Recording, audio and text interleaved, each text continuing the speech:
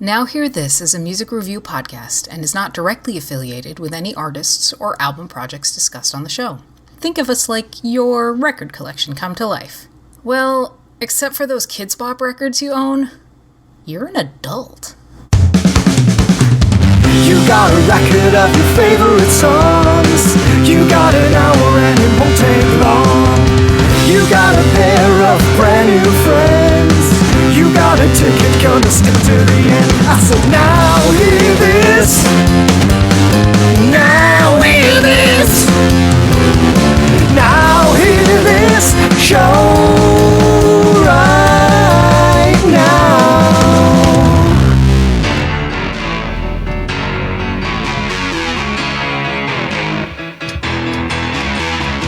I don't consider myself a cynic. A lot of people do. That I'm sort of a sourpuss and have a jaundiced view of humanity, but I don't. Rolling down Imperial Highway, the big nasty red at my side. Santa Ana winds blowing hot from the north. People who know me well say that they can tell about my life and my song. Roll down the window, put down the top, crank up the Beach Boys, baby. Don't let the music stop. We gonna ride it till we just can't ride it no more. Appearing on this record, Linda Ronstadt, Wendy Waldman, Jennifer Warren, Don Henley, Bob Seger, Ricky Lee Jones, Lindsey Buckingham. See, now you don't have to go to rock and roll heaven. Paul Simon. Jimi Hendrix was going to come back for it too. It's like another perfect day. I love LA. We love it.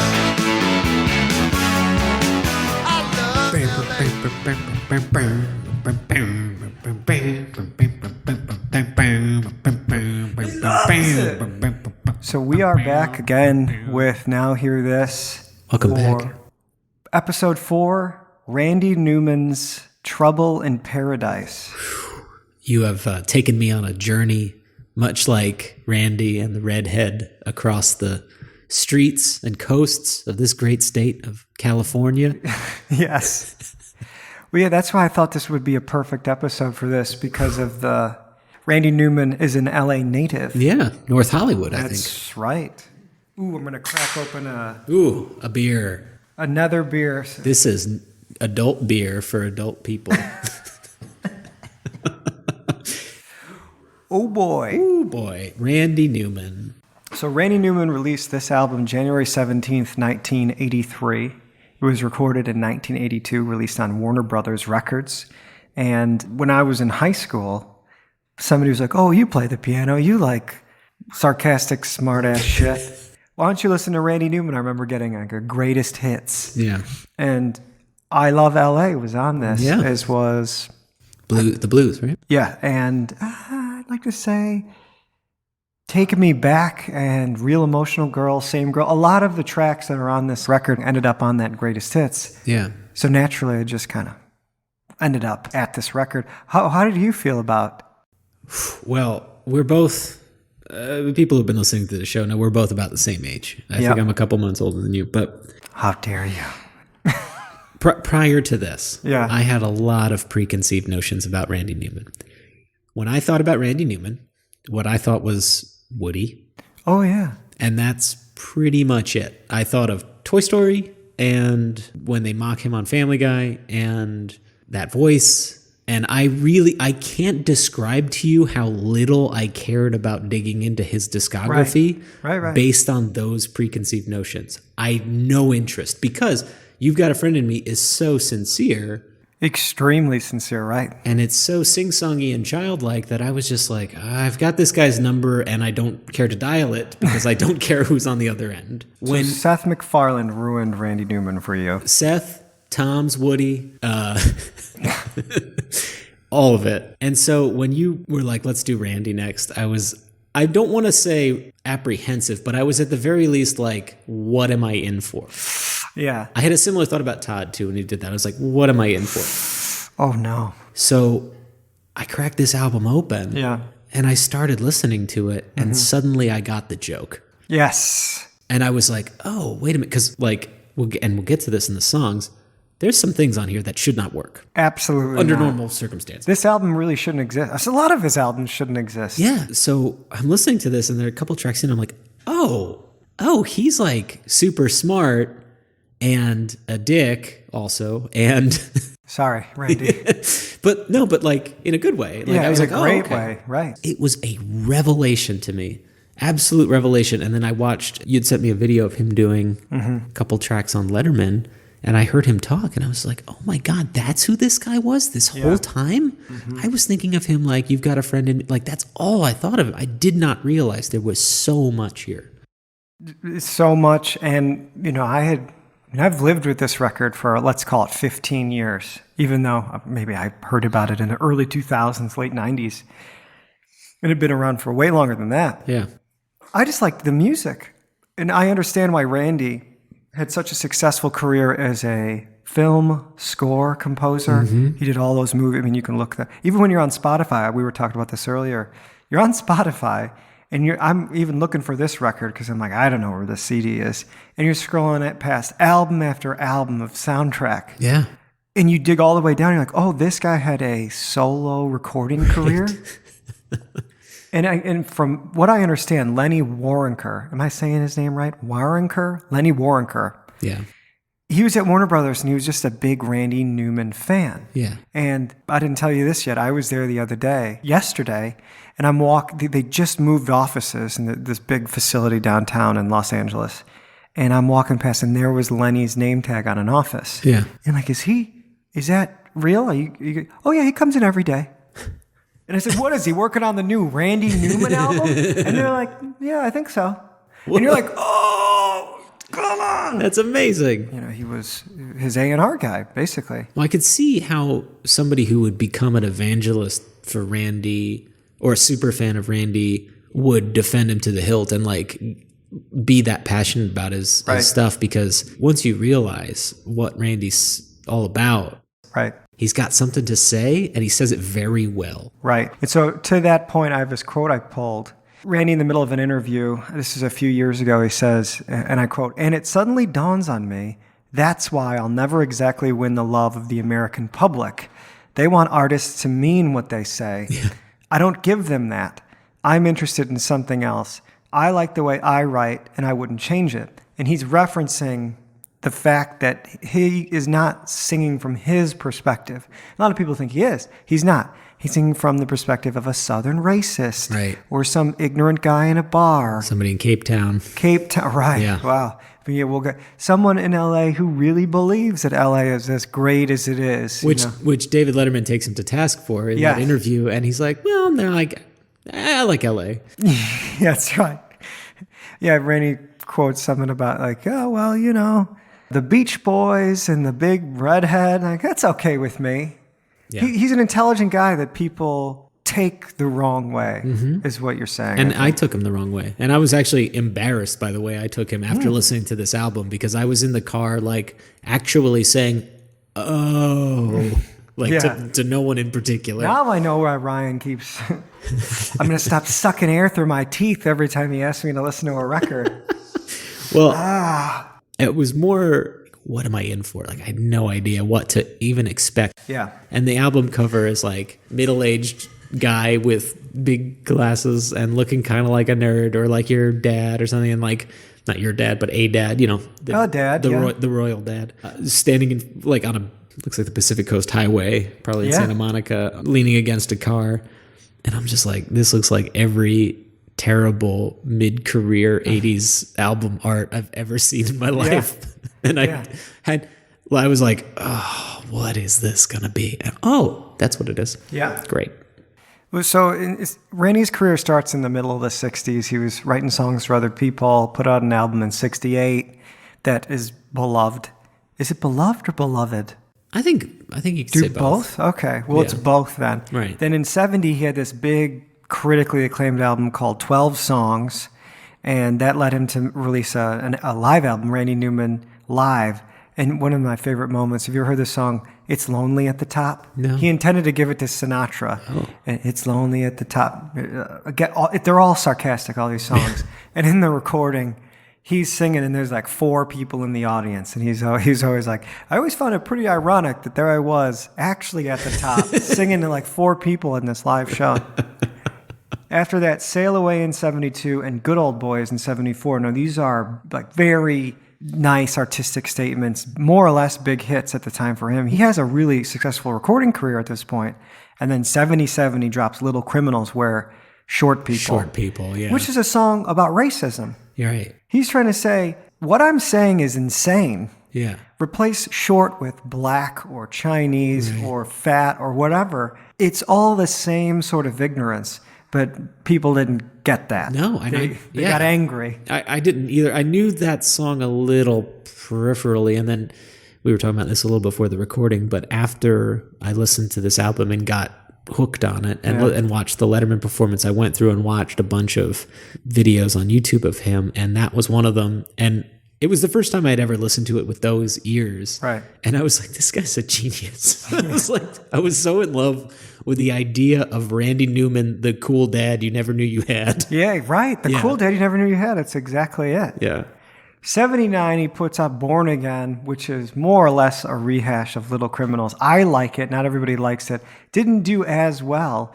And so that leads us to where we are now. Yeah. And so many people consider this album we reviewed to be the apex, the zenith of Randy Newman's solo material because of how slick it is. I think he said that too, if I'm not mistaken. I saw a lot of quotes floating around online where he's like, I think that's the one that came together the best. Out of all of them, that's the one. And with my, I've now dug in on this album as an adult, and my eyes are wide open. There are all these things I missed. I think he's right. I really do. It's commercially interesting. It's still aggressive and dark. And, I love L.A. Like, what? The video? I've never been more prepared to hate something in my life. Yeah. But wound up just like, we'll get into that in a moment. Yes. We can dive, I guess, into the album now. Well, can I read my... Oh, that's right. My favorite part of the show. We should title this something. Yes. How about hot takes? Hot takes. Hot topic. Paul's shots. Shots across the bow. We're gonna go. How about bullet points? Bullet points? Paul's bullet points? Bullet. Just bullet points. Man. Are we saying anything right now? Is this anything Bulletin, at all? Paul. Bulletin. Everyone's turned this off. Hot bullets. Hot bullets. Hot bullets. Good morning. I'm going to be your instructor. Okay, I know you're anxious to jump right in.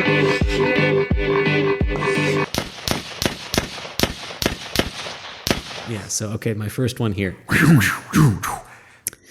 Like a humble rock and roll cobbler at his spin wheel, unrolling my eyes. Yes. You had me a cobbler. The next one I have here. Billy, Harry, Bert, Art, Paul, and Randy. Excellent. And my third and final hot take, hot bullet, whatever we're calling this. As if I were stabbed by a stuffed animal. You're still alive. Yeah. But you are confused. What has happened to me? How did it become this? So the first quote I pulled on I Love LA is from Randy Newman. It says, "There is an aggressive ignorance to the song, ignorant and proud of it. There's nothing wrong with the Beach Boys and open-top cars." And another quick fact, Christine McVie and Lindsey Buckingham are on backing vocals on this, saying "We love it, I love it." Which, again, brings us back to that Letterman interview, which I'm so happy you sent me, because in that interview, like, he actively kind of trashes Fleetwood Mac and all that stuff. And then Letterman's reading off the list of people who were on it, and Lindsey Buckingham's on there and stuff. Yes. So it was crazy. I was really ready to hate. Like, when I saw this track title come up, I was A, angry at you, B, angry at the record. Wouldn't be the first time. And I was ready to be dismissive. because these kinds of like, I love this location songs, I was just like, gee, what kind of Huey Lewis bullshit am I listening to right now? And then you listen to it, it's like, boy, this hook is really good. And even though the sarcasm doesn't quite come through on this one all the way, it really kind of works. Oh, yeah. To the point where the next day I'm like putting this on playlists and I'm like listening to it for fun. And it's popping to the top of the list. And I was like, this is great. We love it. I do love it. I could do without that part of it. Right. I think. But I love this song. I really do. Yeah, so I didn't know this. I pulled out, I may read for a little bit, but you stop me at any time. So following the release of his sixth album, Born Again, like I just said, Randy Newman heavily procrastinated writing songs for a follow-up and spent a good portion of the next 4 years just relaxing at home with his family. Okay. He jokingly noted that because he often lounged by the pool, the gardener had to water around him.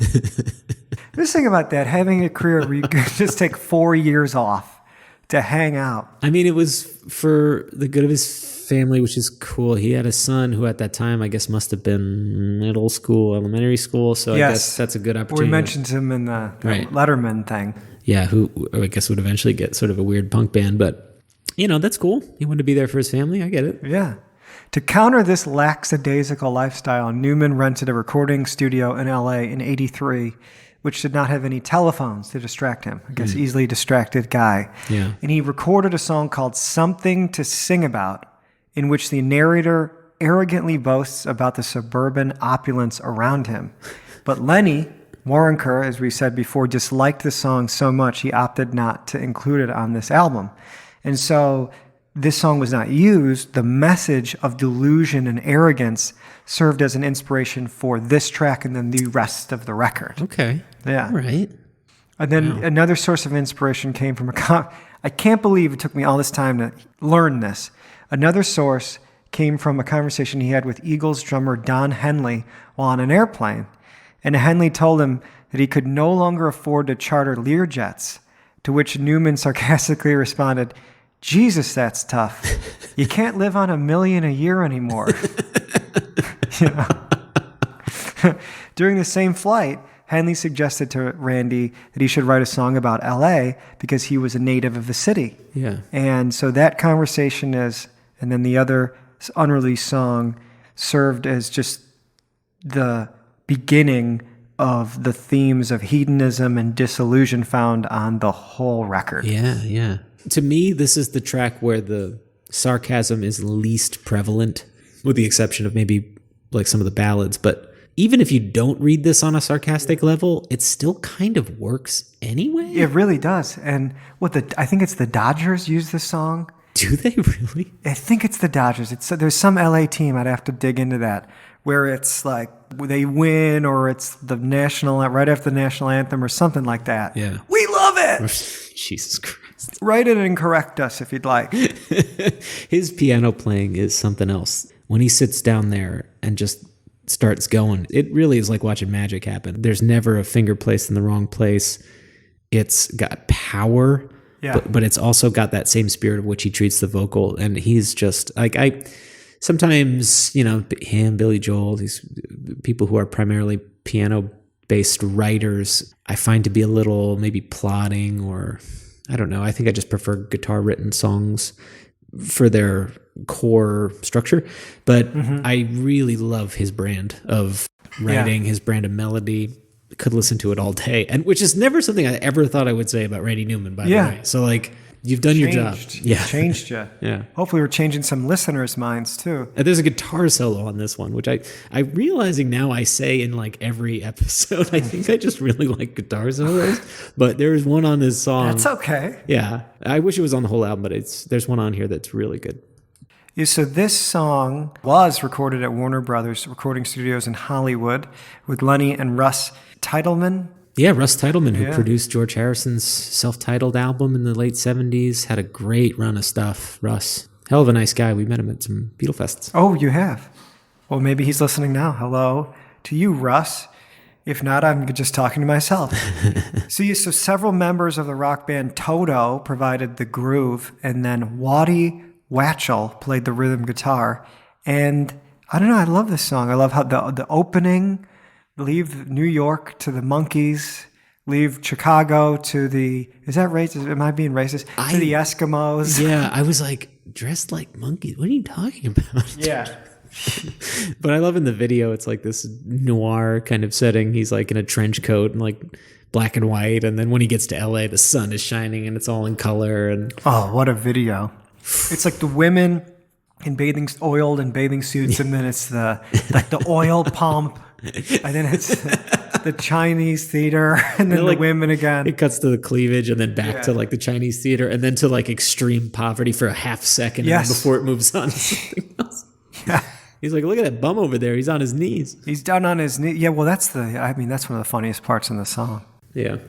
So he kind of just goes through the lyrics, and he's more or less explaining to you I read it as ignorance, in the, man, everything's perfect out here. We got those mountains, the trees, the bum barfing in the gutter. That's great. Look at the women. There's nothing like it, man.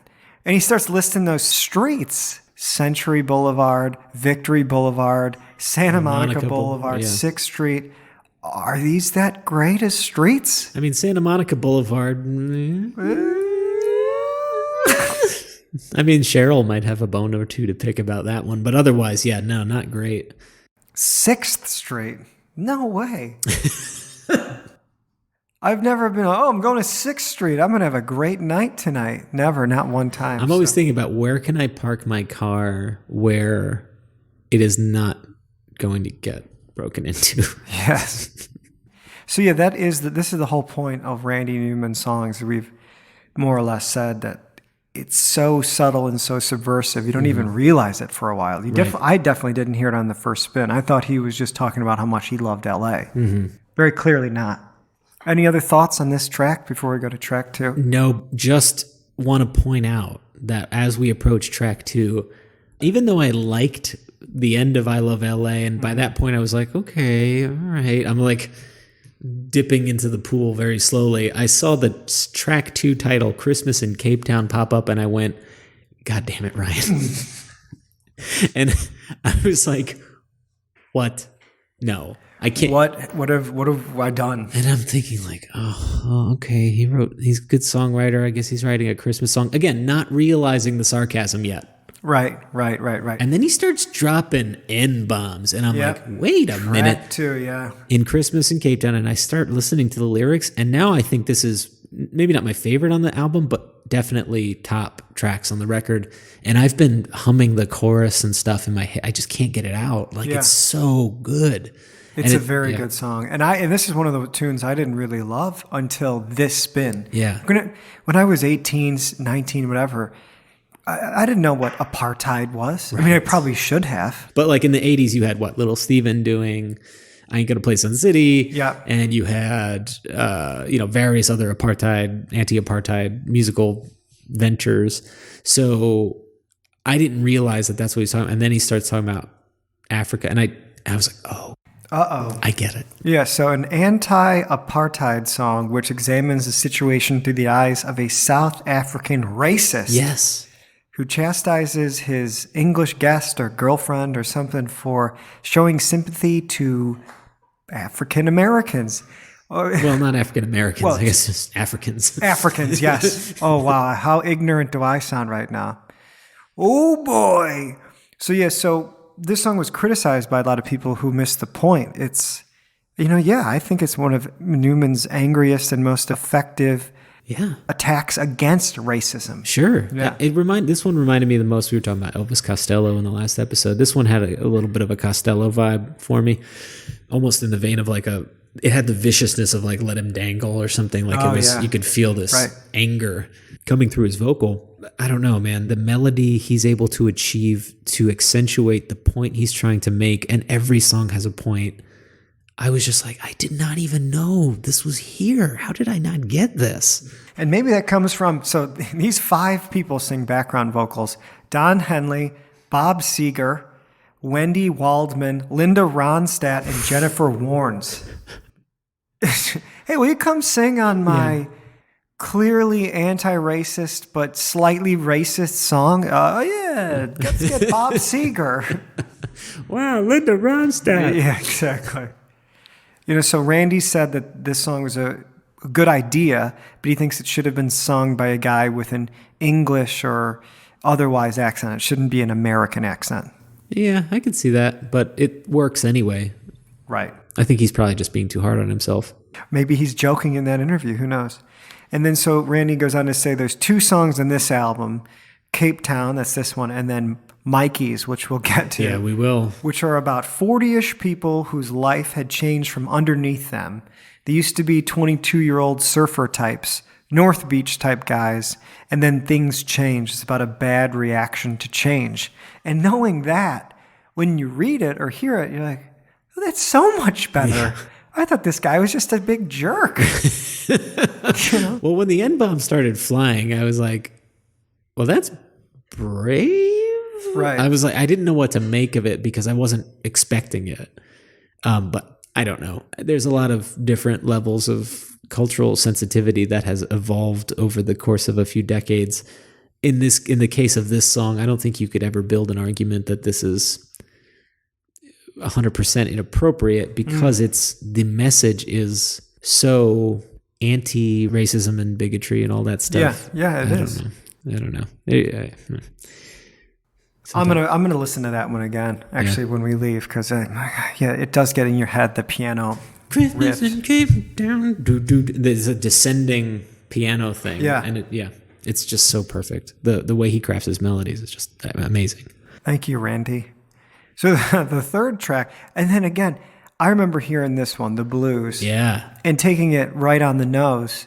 And going, oh yeah, this is just a nice song about a boy at a piano. I didn't realize he's taking the piss out of singer-songwriters. Yup. And then all of the most emotional singer-songwriters in the world shows up. It's Paul Simon. He's got the blues, this boy.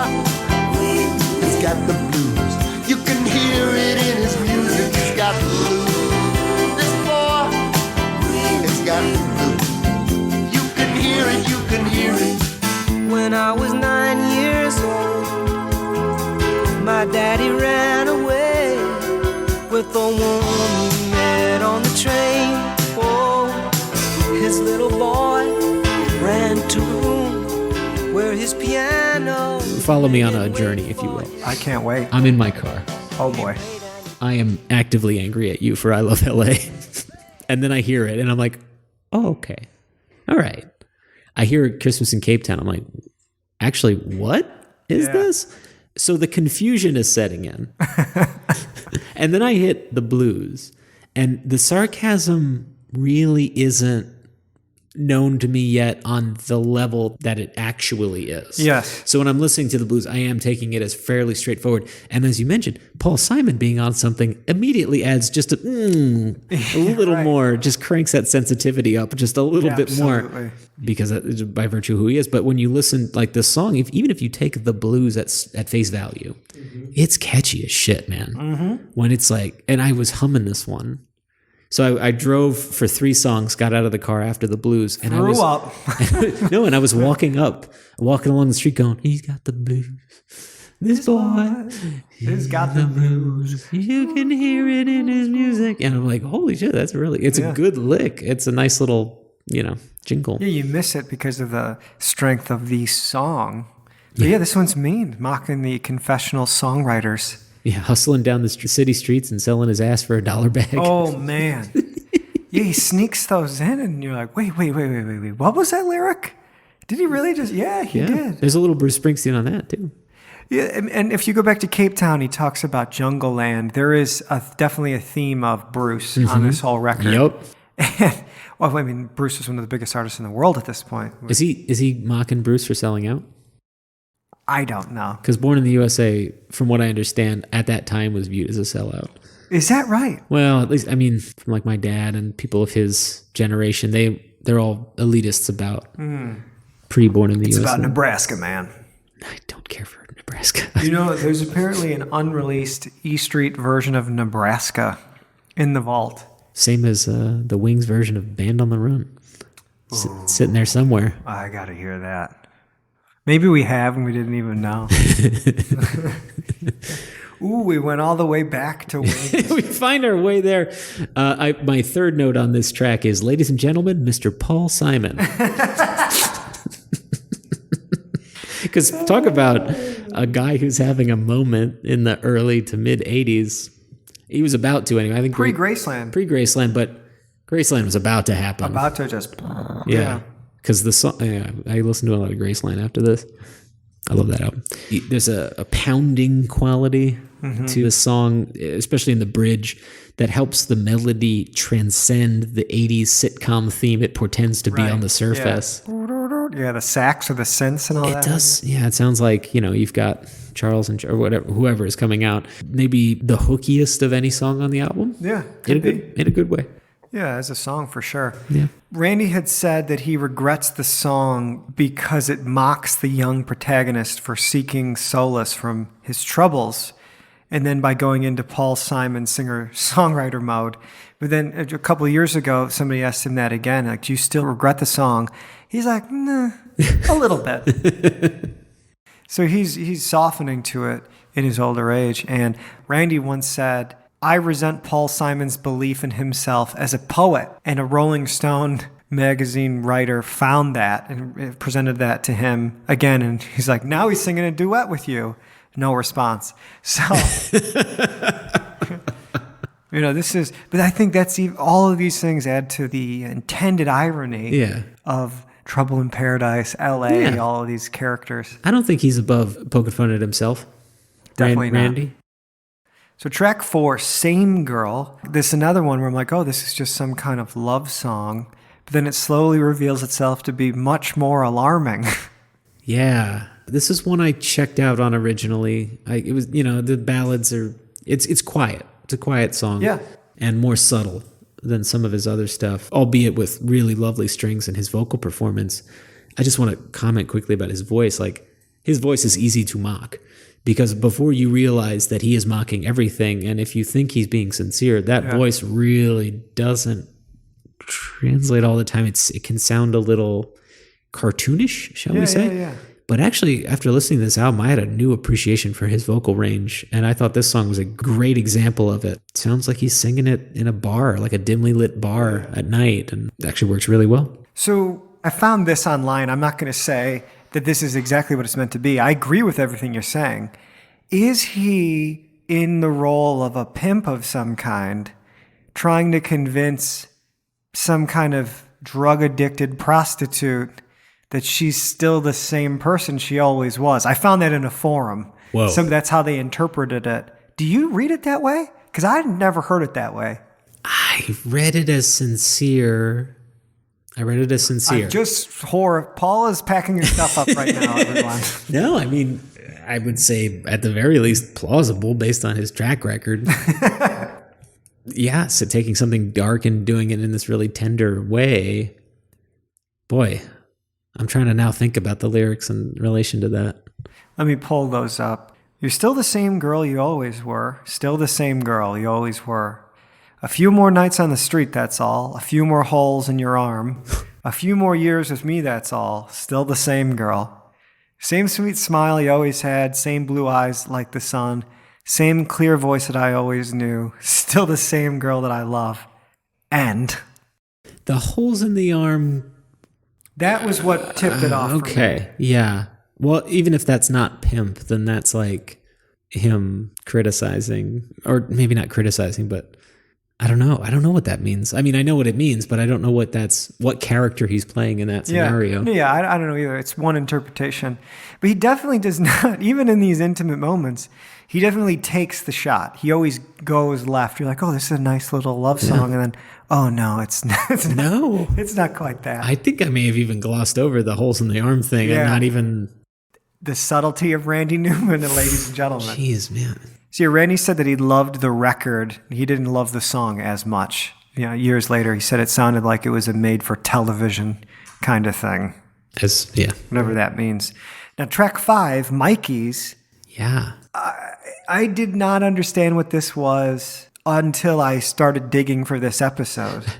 And, he starts the track. Yeah. Where he says, have you seen my Marie? Yeah. So Marie, that's an earlier Randy Newman song. So he's tying back into, I think that's the Good Old Boys that record's on, which is an album about like the ignorance of the South. Yeah. Not exactly, but don't throw any stones at me for that. I didn't realize this is two guys in a bar.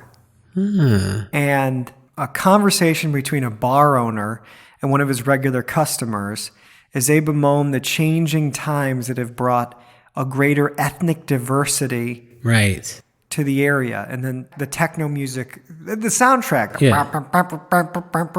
It's Yeah. crazy. It reminded me, we did this one in Fiery Furnaces at the same time. I was like, oh, there's some overlap here. In fact, my first note on this was LCD Sound System has made a career out of riffing on this. Because it sounds just like their stuff. Yes, yeah. I didn't get the bar part, but I got at this point I started to realize how funny he was. Yes. And now it's starting to dawn on me. Oh, that's who he is. Yeah. And Where are we, the moon? when he says, whatever happened to the fucking Duke of Earl? Which, by the way, Brian Eno's favorite song. And we did it. We thought we couldn't, ladies and gentlemen, but we did it. I laughed so hard when he said, whatever happened to the fucking Duke of Earl? I only did a note on this. It's just crazy in all the right ways. It's grating at the outset, but it doesn't linger on that grating stuff long enough to be annoying. And it really does. Like, if you didn't get the sarcasm, which I didn't up to now, you're on the same page. Yeah. Yes. Because there's no way anybody would be saying that, especially him in this setting, the things that are said in this song. Right, yeah, you can't go back after that point. You're like, oh, I get it now. So even though it's not my favorite on the record, this one was like the key that opened this one up for me. Like, okay. Right. You kind of need the key to get into the house. Yeah. And in my opinion, the next song is the house. I would agree with you. My Life is Good. Handily my favorite on the record. On first listen, this is where every single preconceived notion I ever had about Randy Newman shattered to pieces on the ground. Yes. I was like, yes. Whoa. And I felt this one in my core, in just my soul. I heard this one just fired through me. So good. The lyric, I just want to make sure I get it right. Is it bag or bat? My life is good, you old bag. Talking to so in the song, it's funny. I find a lot of similarity between Randy Newman and Weird Al Yankovic. And I don't say that in a derogatory way because I happen to think Weird Al is quite a talented and accomplished singer-songwriter of his own. That said, there's a Weird Al song called Why Does This Always Happen to Me? Yeah, I know it. And the whole song is about this horrible tragedy and how it impacts him in the most infinitesimal, like in the most tiniest superficial way. Like he's in his car crash and everybody's dead, but he's going to be a couple minutes late to work. Yeah, that is a good song. And then there's this big tragedy on the TV and it interrupts his TiVo taping of The Simpsons. And he's like, why does this always happen to me? So this is very much a precursor to that in a lot of ways, but it's all about how he is clinging, this character he's playing is clinging to this idea that no, my life is good. So bad things can't happen to me because maybe I'm not understanding the English language. Yeah. You don't seem to realize. Yeah. He's talking to, and Bruce McMouse is back. He's talking to the teacher at the school about, and the teacher's like, or the principal, whoever it is like, yeah, your kid is a fuck up. Your kid is bad. He doesn't. This is a terrible kid you have. And he's like, no, you don't understand. My life is good. Therefore, my kid is good. Therefore, you don't know what you're talking about. And at one point in the song, Bruce Springsteen invites him to join the E Street Band. Mm-hmm. And he's just like, play it, big man. And a big sax solo comes on. Hey, Rand, I'm tired. How would you like to be the boss for a while? Yes. Yeah. It's so good. Yeah, and those chords. Yeah. It's like you can see the halo turn on in the track over his head. Oh, it's so good. Blow, big man, blow. Yeah. Oh, my God. Referencing Clarence Clemens, the saxophonist. I actually looked at it. I was hoping it was Clarence, but Clarence didn't play that sax solo. I wish he did.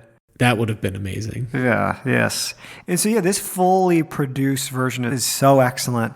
And then he released a couple of years ago, it's like the Randy Newman songbook where he's doing all of his, air quotes, biggest hits, just him and the piano. Yeah. And this at the piano is brutal. Really? Because you hear all the little lyrics and all the little riffs. I heard an acoustic, or him and a piano and a guitarist accompanying him. from the late 80s doing this song. And he did cut out a little bit of things here and there, but yeah, you hyper focus on what he's saying. And when he's playing, he's so animated at the keys, but it also feels effortless. It feels like his arms are just doing what they were always going to do. Yeah.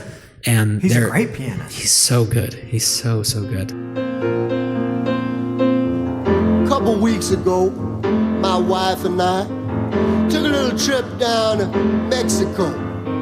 Met this young girl there. We brought her back with us. Now she lives with us in our home. She cleans the hallway. She cleans the stairs. She cleans the living room. She wipes the baby's ass. She drives the kids to school. She does the laundry too. She wrote this song for me. Listen. Yeah. This song made me like joyful. Like I was so happy when I heard this song. And then from this point on, I was just like, I think I'm a Randy Newman fan. Yep. Well, we did it. We went past it. And the last thing I'll say about this is a Randy Newman quote. In a song like My Life is Good, I just want people to notice that the guy is an asshole. We do. All right, we got it, Randy. We do. I think by verse 1.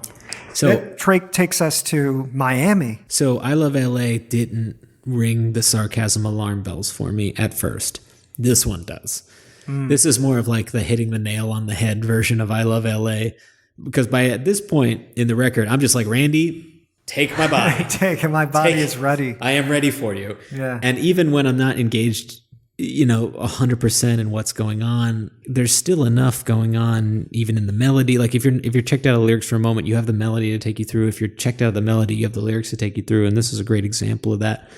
And then there's such a joy to the music, such an upbeat quality for some place he obviously has a certain level of disdain for. I think the quote, best dope in the world, and it's free. And it's free. Yeah.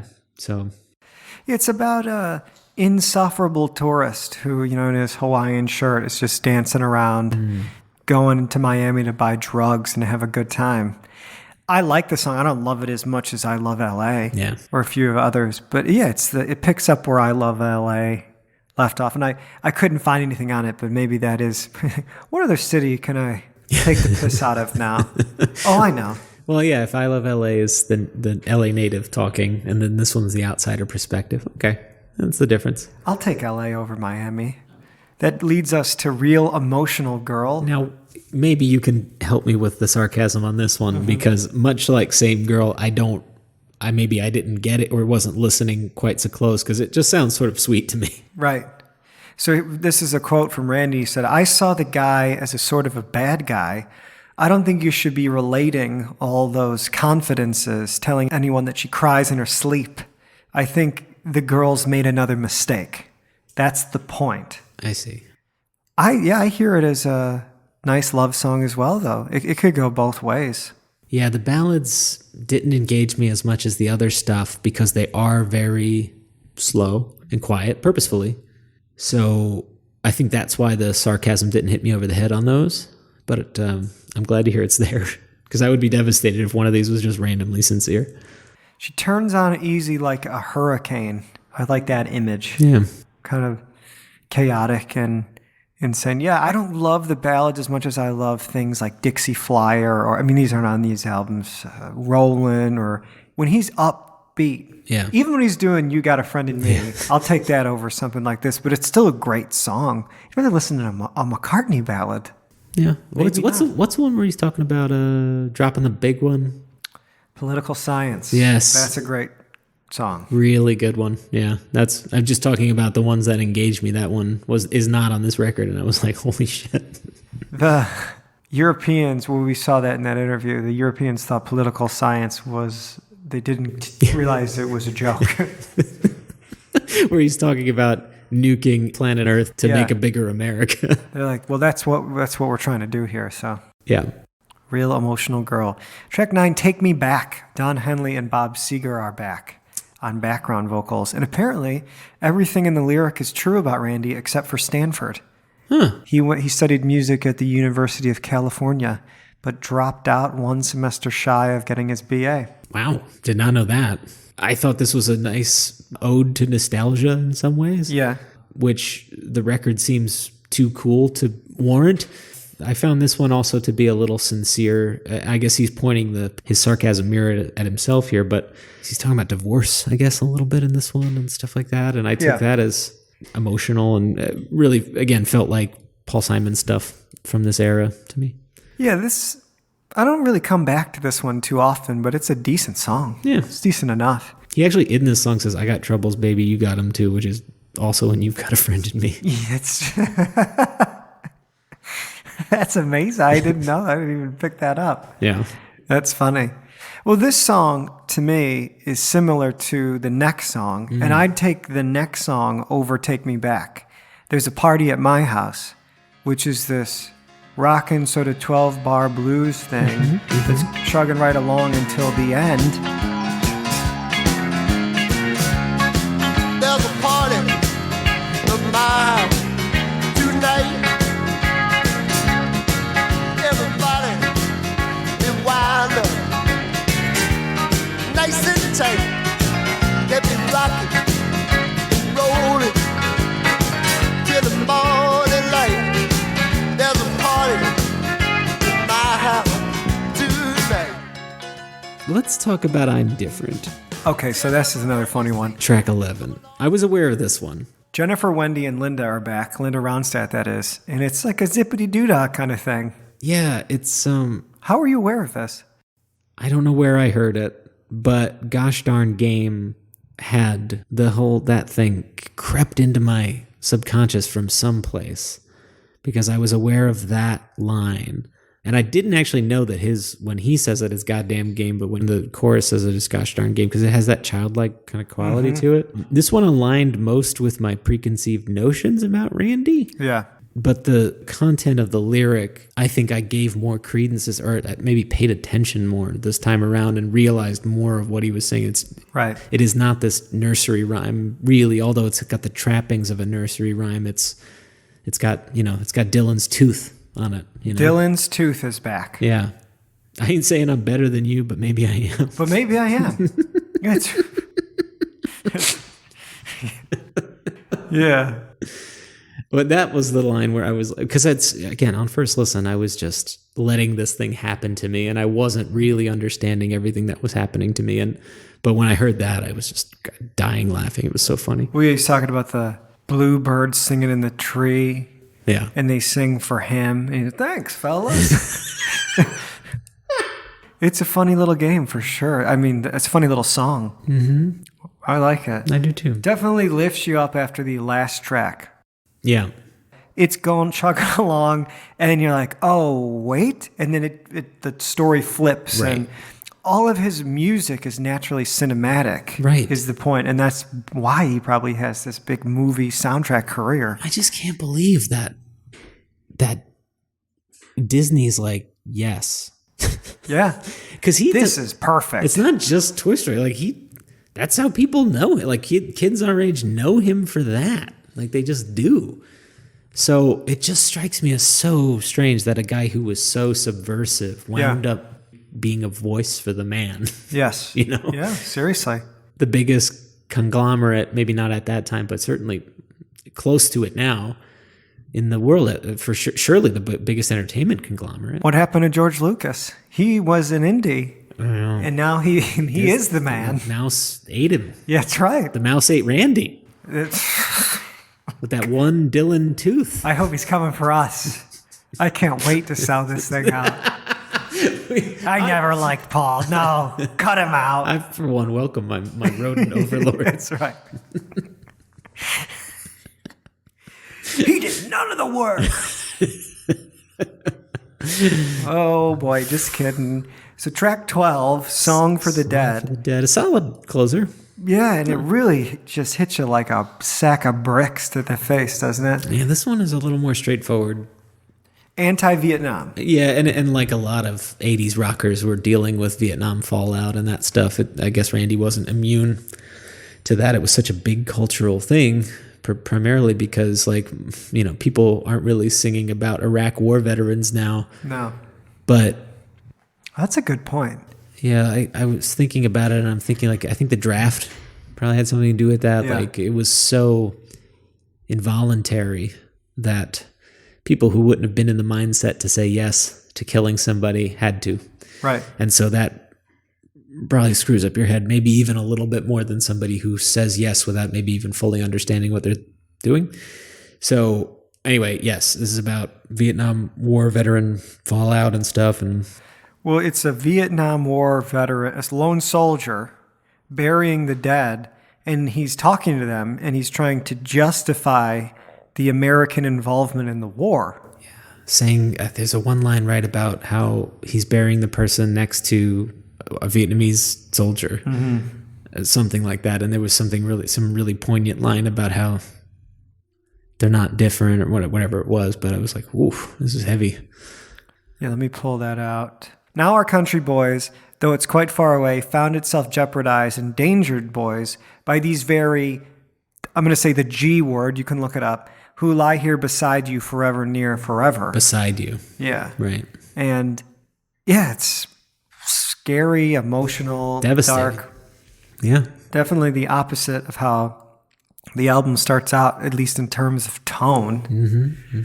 And that's it. That's it. That's the whole album. Just in closing, I was charmed by this record. It had me smirking, it had me laughing, it had me ah-haing, it had me everything in between. I know I like something when I listen to it, not because I have to. And I listened to this album a couple times to prepare for this episode, and then I kept listening to it. And I was like, oh, yeah, I really like this album. And I love LA, and the blues wound up on playlists pretty fast for me. So I wound up loving this. It makes me want to dig into his earlier catalog more. People should check out that video of him talking to David Letterman, because there's a lot of interesting stuff in there, including he's talking about how some of his songs were rejected when he was just a songwriter for hire. Songsmith, yeah. And they would, I think, as he said, they were rejected for better Carole King songs. That's or right, something yeah. like that. So he was in that crowd that was writing for bands like the Monkees and writing for bands like that didn't have writers in the group. And so the Voice and Heart and all that stuff. Let's talk about follow-ups. People that needed follow-ups. You'd have a hit, and like, okay, we got to give them something to keep the fire going. I would also say his voice is way more complex than I ever thought it was, and he has got a varied range. And sometimes, while I still find myself torn about it, in some cases, in other cases, I'm like, well, that's the only voice that could deliver some of these messages. Yeah. It's the only one. Yes. So, and yeah, I'm not really sure why people disliked his voice or do. It's just different than what else is out. Like I don't think a guy like Randy could happen now. And if he would, it would be a niche sort of indie thing. yeah, maybe. I don't know. I always want to say no until... With him, I feel like there's a cult of personality aspect to it. Oh, he's so smart. And so I feel like the only way he could happen now is if there was a similar cult of personality around that person and you kind of got the joke or whatever it was, Right. you know? Yeah. But I would never say maybe, I think I wound up going into this thinking him more as like a competent vocalist, if not kind of Muppet-like. But I walked out of this thinking, oh no, this guy can really sing. Yeah, that's definitely true. Yeah. Any final thoughts?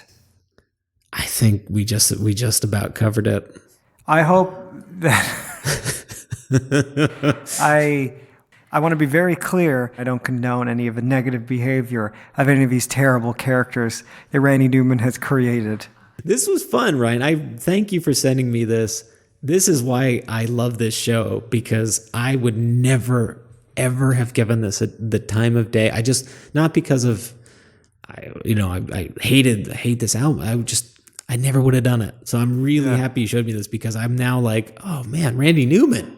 Yes. Yeah. I feel like I get it now, you know? Well, on that note, thank you for listening, and thank you all for listening, and we will see you on our next episode.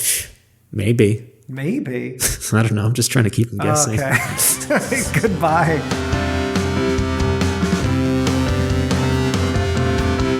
Do you have an opinion about the album we discussed today?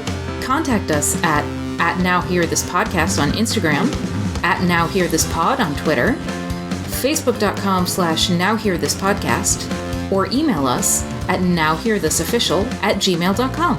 See you next time.